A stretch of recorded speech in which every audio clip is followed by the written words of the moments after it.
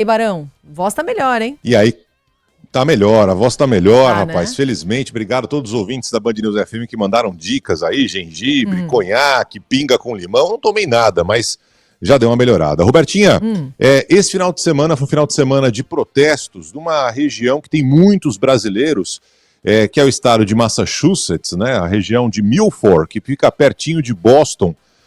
Depois da prisão de um jovem brasileiro de 18 anos, o Marcelo Gomes. O Marcelo Gomes, ele veio com a família do Brasil aqui para os Estados Unidos quando tinha apenas 5 anos de idade, ou seja, ele veio do Brasil para cá com 5 anos e há 13 anos mora aqui nos Estados Unidos. Ele, portanto, tem uma vida muito mais americana, como muitos que vieram para cá tentar sorte, tentar a vida, do que no Brasil.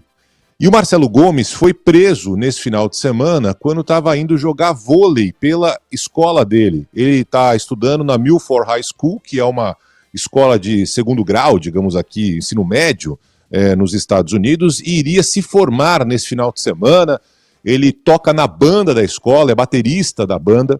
E aí, numa operação do ICE, né, que são os agentes de imigração, foram lá, pararam o carro onde ele estava, indo para esse jogo de vôlei, e ele acabou sendo preso. Segundo a namorada, foi algemado nas mãos, algemado nos tornozelos e levado para alguma penitenciária que até agora ninguém sabe qual é. Aí no final de semana, muitos amigos, parentes, professores e até a governadora de Massachusetts entrou na história querendo mais explicações. Por quê? Porque esse tem sido o padrão durante a administração Trump de prisões e deportações. Quando Trump foi eleito, uma das promessas dele era de deportação em massa, retirar imigrantes que estão aqui nos Estados Unidos vivendo sem os chamados documentos, sem o visto para morarem aqui, sem o green card, que é a residência permanente, que é o documento que eu tenho, sem se naturalizar americano, enfim, pessoas que vivem aqui nos Estados Unidos sem esses documentos. Mas muita gente que apoiava o Donald Trump entendia que as pessoas que seriam deportadas fossem aquelas que tivessem cometido algum crime, que mataram, que roubaram, que tinham algum tipo de processo específico. E não um estudante que mora aqui há mais tempo do que morou no Brasil, que estava indo jogar vôlei pela escola dele, que no domingo iria se formar na escola dele, tocando na banda da escola como baterista, que é muito querido pela comunidade, como é boa parte da população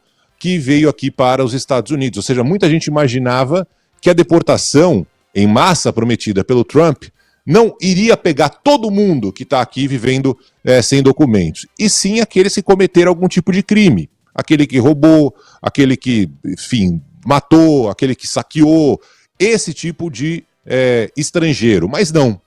A imigração, a política migratória de Trump está pegando todo mundo, inclusive esse rapaz que é muito mais americano, viveu muito mais tempo aqui, provavelmente nem lembra mais como fala o português, afinal veio para cá com 5 anos, do que esses outros, digamos assim, imigrantes considerados bandidos, né? Então tá pegando todo mundo. E na semana passada o Trump deu uma canetada exigindo um número maior de prisões. Falou em 2.000, 3.000 por dia. Você tem ideia do que é prender 3.000 pessoas por dia? Ok, os Estados Unidos são gigantescos, um baita do país, tem muita gente por aqui e tal. Mas não é fácil você prender 3.000 pessoas por dia. E aí, as operações aumentaram, especificamente nos estados chamados de santuário, que sempre foram estados que abriram as portas para os imigrantes. É o caso de Massachusetts, onde tem muito brasileiro ali na região de Boston. É o caso de Nova Jersey, é o caso de Nova York, enfim, são estados que normalmente atraíram esses imigrantes para que esses estados desenvolvessem, tivessem ali mão de obra muitas vezes mais barata para construção, para limpeza, para o dia a dia, para fazer hambúrguer na rede de fast food. Mas agora há um clima de medo, há um clima de terror. As pessoas estão evitando sair de casa para ir para a escola. Esse rapaz, 18 anos de idade, ontem era o dia da formatura dele, não pôde se formar porque no sábado foi preso. Não cometeu nenhum tipo de crime, não há nenhuma informação de que ele tenha roubado, matado, nada disso. Estava indo jogar vôlei, era o jogador mais baixinho do time dele de vôlei. E aí foi preso. Aí teve aquele protesto gigantesco e agora ninguém sabe mais onde ele está, se ele vai ser solto, se ele vai ser mandado para o Brasil. Ou seja, essa tem sido a realidade da administração Trump com essa tentativa, essa imposição do presidente americano de aumentar a quantidade de deportados, de pessoas presas, de imigrantes que estão aqui vivendo sem documentos, ou seja, de forma ilegal. É claro que aí vai uma discussão, né? Enfim, por que as pessoas estão aqui? E aí vai da história de cada um, né? A minha história de vida é uma história de imigrantes. O meu bisavô na Itália era pobre, não tinha que comer. Saiu da Itália morrendo de fome e foi para o Brasil. O meu, sei lá, tataravô na Espanha, a mesma coisa. Não é que ele saiu da Espanha porque ele se achava muito bem na Espanha. Não, estava com fome. Fui tentar a vida no Brasil. E aí foi para o Brasil. Né? Eu tenho avô que é negro. Evidentemente que ele não saiu, os antepassados dele da África, interessados em viver uma aventura no Brasil. Foram mandados para o Brasil. Ou seja, você tem no Brasil hoje uma história, a minha cor da pele, o meu cabelo, a minha ascendência é toda misturada, é uma confusão total. E eu sou fruto disso, e hoje sou um imigrante aqui nos Estados Unidos.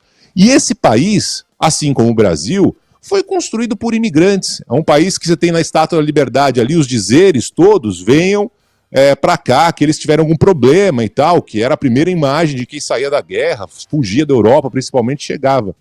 Hoje a realidade é diferente. Hoje os imigrantes aqui morrem de medo de ir para a escola, porque saindo de casa, indo até um torneio de vôlei, podem ser presos no meio do caminho.